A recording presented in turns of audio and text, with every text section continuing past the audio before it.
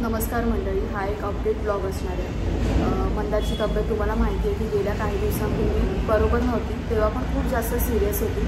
KM हॉस्पिटलला पण नेलं, रिपोर्ट्स काढले, CT स्कॅन काढले, सगळ्या गोष्टी झाल्या। तेव्हा सांगितलं गेलं की लिव्हरमध्ये सूज आहे आणि एक गाठ आहे पोटात।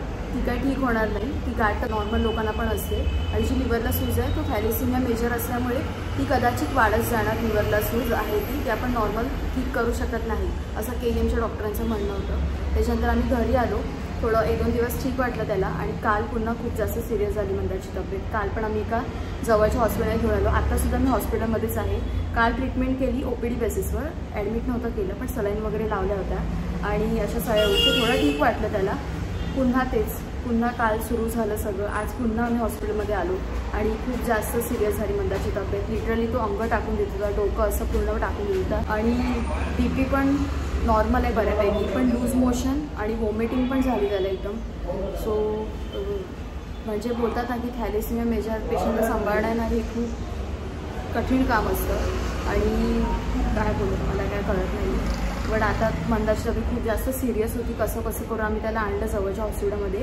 आता मी फायनल डिसिजन घेतला आहे की आता मंदार ठीक जरी झाला तरी पण आपण त्याला KMमध्ये घेऊन जायचं आणि डायरेक्ट ॲडमिट करून टाकायचं, कारण आमचा एवढ्या वर्षांचा एक्सपिरियन्स आहे की KMमध्ये नेल्यावर त्याला बरं वाटतं। तिकडे चांगली ट्रीटमेंट होते, धावपळ होते, सगळ्या गोष्टी आहेत पण ट्रीटमेंट चांगली होते। सो आम्ही आता कोणतीच रिस्क नाही घेऊ शकत आणि इथे जवळच्या आसपास काय एवढे इकडचे डॉक्टर एक्सपर्ट नाही आहेत, थॅलेसिमिया स्पेशालिस्ट नाही आहेत, त्याच्यामुळे आपण त्यांना पण काय बोलू शकत नाही। पण ॲटलिस्ट तो स्टेबल होईल त्यासाठी आम्ही इकडे आणलं आणि त्याच्यानंतर विचार करतो की डायरेक्ट KMमध्ये जायचं। आणि मम्मी पण खूप टेन्शनमध्ये आहे, मम्मी काळजी करून हालत खराब आहे मम्मीची आणि हे सगळं सुरू आहे 1 महिन्यापासून मित्रांनो। सो बाहेरचं खाणं वगैरे बोलतो आम्ही, मला नको खाऊ पण त्याला ऐकायचंच नाव नाही। अशा सगळ्या गोष्टी थांबलं पण होतं बऱ्यापैकी, त्याचं लूज मोशन नव्हतं होत अजिबात, पण पुन्हा बाहेरचं खाणं आणि पुन्हा या सगळ्या गोष्टी आपल्याला माहिती आहे की नाही।